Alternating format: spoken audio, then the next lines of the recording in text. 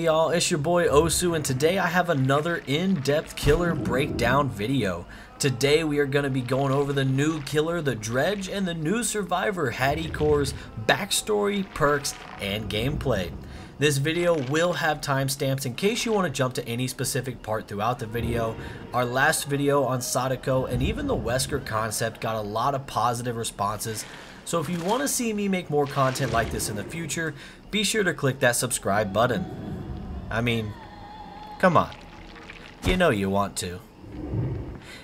Fold was founded on a private American island in the 1960s by a group of anonymous philanthropists. Their goal was to establish a peaceful society free of dark thoughts and emotions, attracting the dismayed, disenchanted, and disillusioned from all over the country.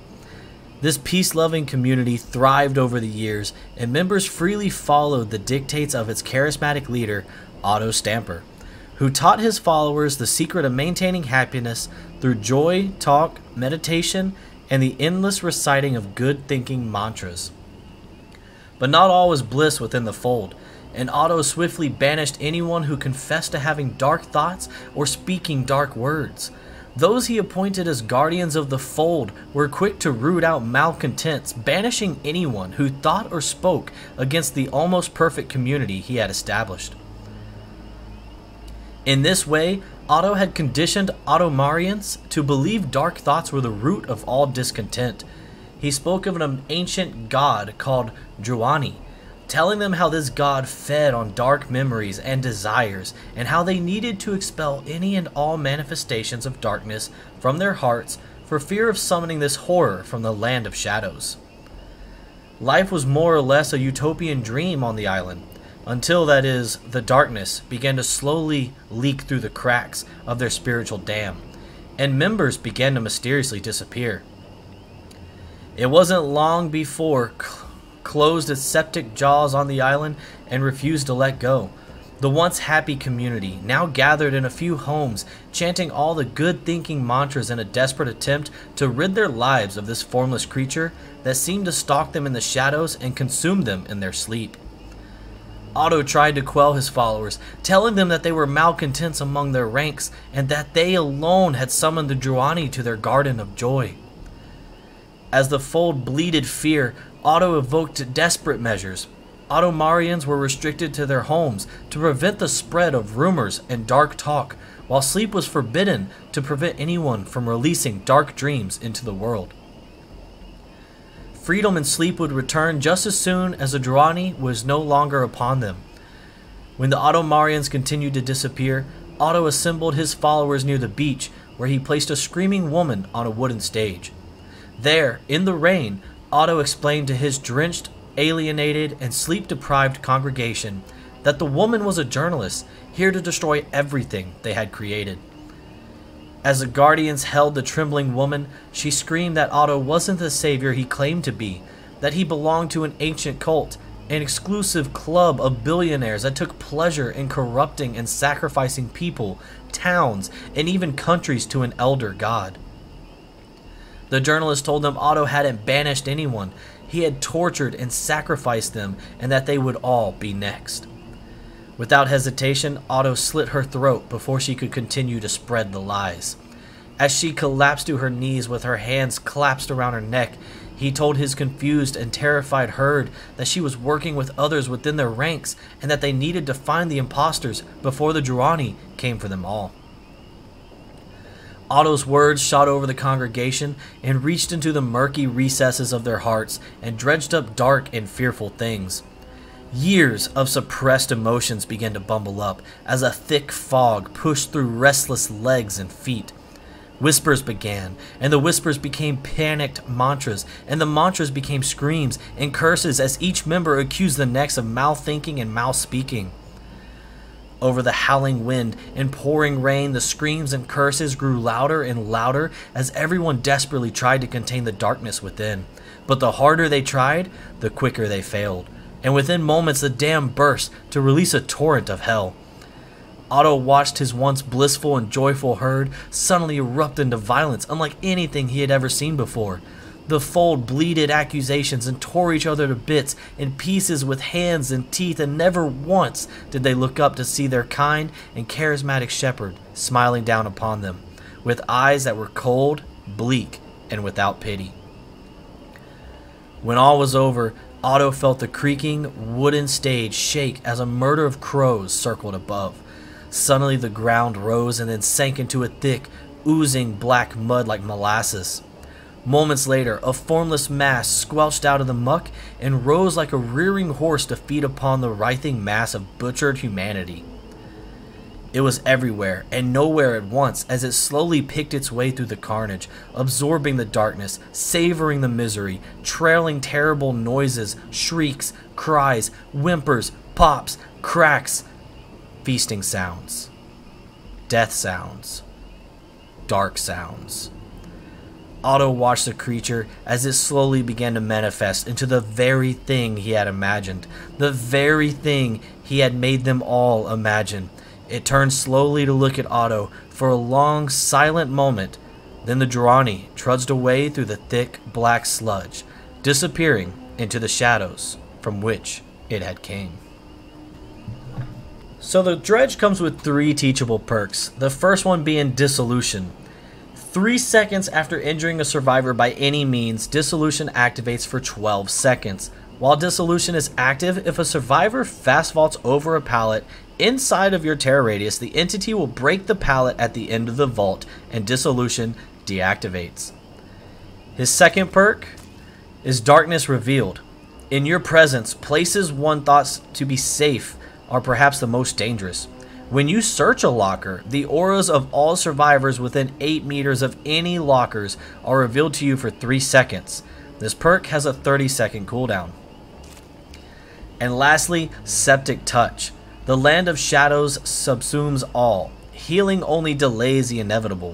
Whenever a survivor performs a healing action within your terror radius, that survivor suffers from blindness and exhausted. These effects linger for 6 seconds after a healing action is interrupted by any means. And then when it comes to his power, like a dark thought, the Dredge is difficult to shake, and when night falls it's nearly impossible. So his special ability is called the Gloaming. Press and hold the power button to activate. Once activated, the Dredge leaves a remnant behind. Aim at a locker and press the ability button to teleport into it, or press the attack button to return to the remnant. The remnant is disabled when teleporting to a locker and when a survivor touches it. While in a locker, aim at any other locker and press the ability button to teleport again. Each teleport consumes a power token. Exiting the locker or returning to your remnant will activate the Gloaming's cooldown, after which all power tokens are recharged. Survivors can place locks on lockers to slow the Dredge exiting them. The Dredge can break locks by exiting the locked lockers or performing a base attack on the lock. Each locker can only be locked once. His special ability is Nightfall. The Nightfall meter builds when a healthy survivor is injured, a survivor is hooked, or the teleport power is used. The Nightfall meter also feels faster for each survivor in the injured state. Once the Nightfall meter is full, Nightfall begins. During Nightfall, survivors must navigate in total darkness. The Dredge's teleport is faster with a shorter cooldown, and there is no terror radius. Nightfall ends after 60 seconds. Survivors destroying the remnant also reduces the time of an active Nightfall. Haddie spent her youth in a household brimming with love. Her mother, Professor Haddie Kaur, moved across the world to teach agricultural science at a university in Trois-Rivières, Quebec. Her father, Rajan Singh, found remarkable success with a catering business in the small Quebecois town. Her house constantly swirled with the wonderful aromas of cumin, chilies, masala, cardamom, and fresh, steaming naan pulled from a tandoor oven. Her earliest memories were filled with stories of India, and on her 10th birthday, her parents promised to visit Punjab just after the new year. During the holiday season, her parents went to a party with their closest friends, Maurice and Francois Royce. When Haddie called her parents to say she felt sick, they left in a hurry. Driving through the winding, snow-swept roads of rural Quebec, Rajan lost control of the car, skidding into an icy, gnarled forest. It would be 2 days before their bodies were found trapped in the vehicle. As Haddie's fever broke, the police arrived at her doorstep telling her that they had not suffered, but Haddie was old enough to know the police were just being kind. The next morning, she woke up with white hair and had a question that would haunt her for the rest of her life. The Roys took Haddie in, doing their best to fill the hole left by her parents. Despite the enormous loss, Haddie was again surrounded with love, the love her adoptive parents had for their son, Jordan, and the love the three had for her. But the trauma of losing her parents seemed to unlock something within her. She began to see things nobody else could see. Horrible, unnatural, unexplainable things. Apparitions tormented her in class, at home, and in bed. Her unexpected screams earned her the nickname Helly Haddie, only adding to her alienation and anguish. Once a cheerful and social child, Haddie walled herself off to the world. With time, Haddie realized her uncanny abilities only triggered in certain areas. Dark areas. It was as though there were places in the world where another dimension somehow bled into our own. Jordan called these intersecting areas overlaps, and they seemed to give Haddie insight into a dark, shadowy world straight out of a cosmic horror story. When Haddie graduated from high school, she felt an unexplainable tug to discover who her parents were. To raise money for a trip to India, her brother Jordan suggested that they use her abilities to explore and document all the haunted places in Quebec, starting with a haunted asylum. At the Doria Institute, Haddie could see and hear residual memories, patients, doctors, and so much more. While recording her impressions at the Institute, she offhandedly called the encroaching dimension the Ravage, since it not only assaulted her with memories from all times and places, but also gave the sense of feeding off psychic energy. The Ravage, she sensed, was a living mosaic of human suffering that was slowly corrupting and devouring the world. She concluded that they needed to investigate more to see if there was anything to her hypothesis. Jordan presented the footage and recordings to their uncle Stefan, who helped them turn what they had documented into a web series. Within days of uploading the first episode, Ravages of the Abyss was a viral hit. True crime fans, ghost chasers, and skeptics flooded the comments with their own theories of what she was experiencing. Stefan handled the production, and before long, he presented Haddie with her first check as a professional podcaster. Now with a working budget, Haddie was able to investigate the most haunted places in the world, seeking answers about the Ravage. Her investigations led her to a secluded island where once an entire town had mysteriously disappeared, leaving dozens of empty homes. She never felt such a strong influence of the Ravage as she did here. It pulsed with suffering and cruelty and repressed darkness. Haddie absorbed the emotions of the ghost town and closed her eyes. Calming herself and silencing her mind, she began to hear guttural screams and cries and whimpers. When she opened her eyes again, she could see the scintillating orange residual memories of people tearing each other apart in the mud and rain. Then everything disappeared as a much older version of her stepbrother beckoned her from one of the homes. She chased after him only to stop suddenly with the realization that the Ravage was toying with her. Toying with her emotions, playing tricks on her, and making her see things that couldn't possibly be real. The encounter nearly put Haddie off the project entirely, but she was now the linchpin for a company that fed her family. Her uncle Stefan continued to line up sites to visit, and after a personal trip backpacking across India, Haddie carried on subjecting herself to the horrors of the Ravage. Then, while investigating a haunted World War II bunker in the Alps, Haddie heard someone faintly crying out for help in the Punjabi. Snow flurried in the bunker as the tunnel suddenly opened to a snow-covered forest. A horn blared in the distance and faded away.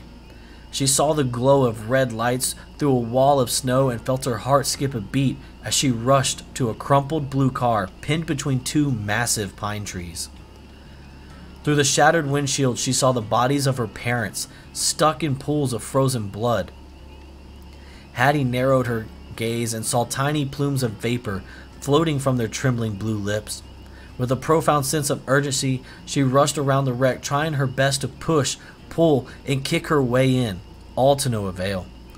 As she cried out to them that she was sorry for being sick, that the accident was all her fault, their eyes snapped open, and in unison they answered the question that had anchored her life to their death. Yes, Betty, we suffered. With a terrible cry, Haddie fell back into the snow as ice tendrils wrapped around her and pulled her down into a world of endless darkness. So Haddie comes with 3 teachable perks. Her first perk being Inner Focus. You have honed your ability to see through the haze of the Ravage. You can see other survivor scratch marks within 32 meters of you.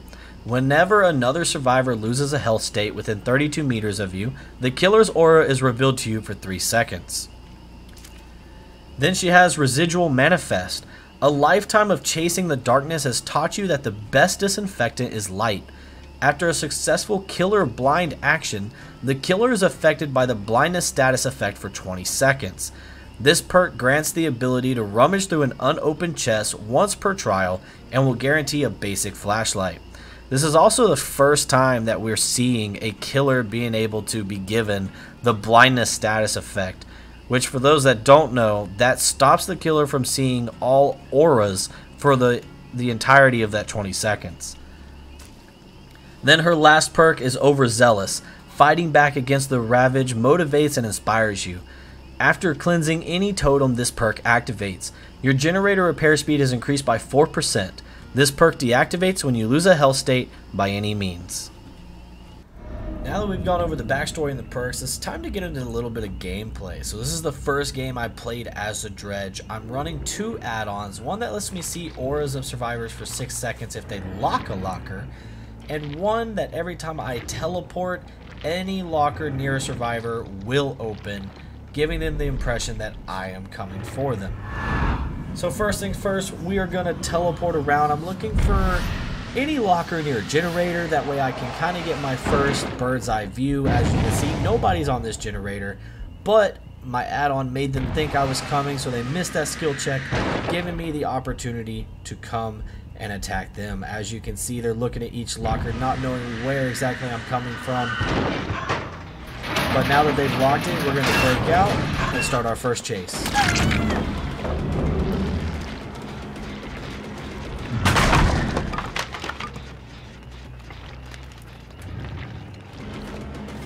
This is a prime opportunity to test our Remnant and our Anti-Loop ability. What I want to do is place this in a position where I can force her to run into it and then teleport quickly back to it and get a hit just like this.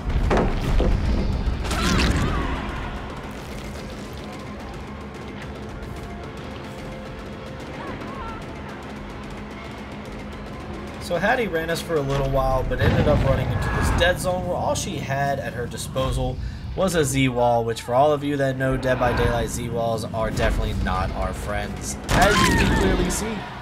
So with that, we're going to go ahead and claim our first hook on Haddie Kaur, and then we're going to teleport back to the generator that we know they're working on. Hopefully we'll be able to scare one of them and get Killer Instinct and be able to chase them and get a surprise hit, as they don't quite know where we are coming from. But I whiffed. But then we continue chase and we're able to get another hit on Bill. He's obviously running to this weak pallet here, but the DBD stutter comes in, gives us the advantage, and Bill is down for the count, giving us our first hook on Bill. Now Fang, she is a brave warrior, still working on that generator. We're going to try and place our Remnant, see if we can outsmart her, but little do I know how to use this power, and I placed the Remnant too early. So as we can see, Fang has a friend attempting to get a blind, and sad to say, they succeeded. We were blinded, but little do they know we ended up finding them. So Ash runs to the corner, and honestly, Ash, what are you doing? I'm so sorry. Giving us our first hook on Ash. Now the generator they just finished is deadlocked, so we're going to go ahead and teleport back over there. And lucky for us, we found a Bunny Fang trying to get in the locker, giving us an instant grab. What a beautiful day.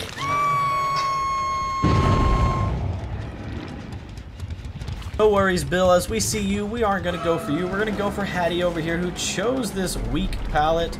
I believe this would be a strong opportunity for our Remnant, but Haddie drops the ball, giving us an early hit and another hook.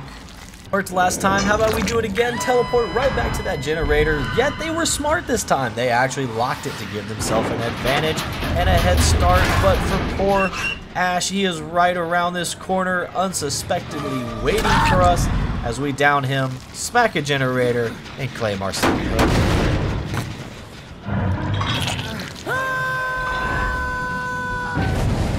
That explosion, we can teleport to the killer shack, hopefully be close enough to be able to cut off these survivors, and it seems that Haddie Kaur has ultimately given into the ravage, letting us commit our first Mori.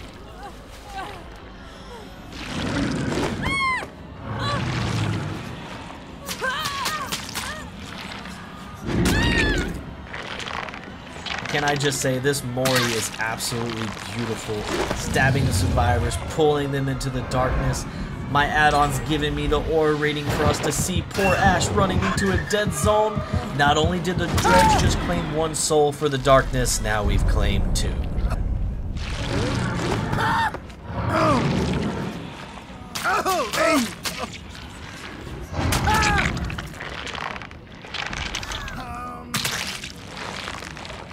After jumping from locker to locker, we eventually found a wild Bill hiding behind this bush.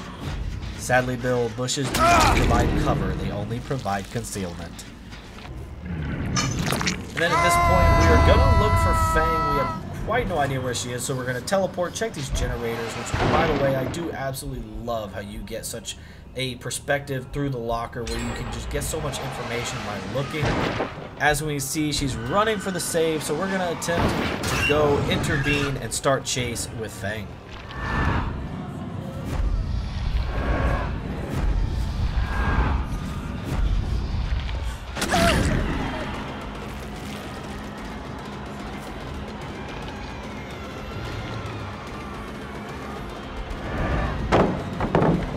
Now Fang here is wiser than your average survivor. Noticing that I'm setting up a Remnant, she decides to change locations, pushing into the house. My clumsy feet of a floating mess, I fall off the stairs, giving her the perfect exit through the window.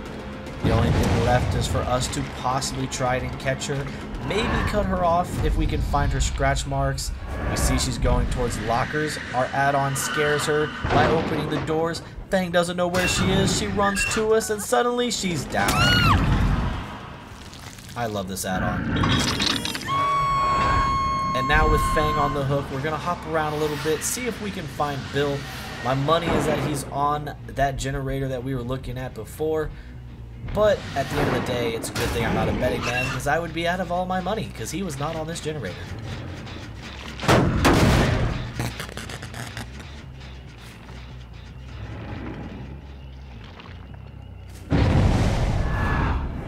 Thankfully, after searching locker to locker, we were finally able to see them healing in a corner thanks to my add-on, where the last token teleporting shows you the aura of survivors. So here we are able to find Bill in his natural habitat, hiding behind a bush. Bill, once again, that does not provide cover, it only provides concealment, and not during nightfall when you are glowing. So here we attempt to cut off Bill, but in my mistake, I teleport to the wrong locker. But little do we know that Bill is so confused by the add-on of other lockers opening, he has no idea where we are coming from. Hey Bill, how's it going? Not gonna lie, forgot he was third book, so we missed a Mori there, but we see exactly where Fang is as she locked the lockers, giving us our aura reading add-on, allowing us to break through. And here's a perfect opportunity for us to loop the Killer Shack and see if we can use the Remnant to break the Killer Shack loop and end it as quickly as possible.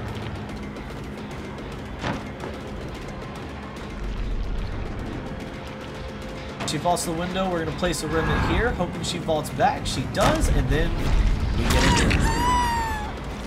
This Remnant is truly a beautiful anti-loop. And Fang, welcome to the fold.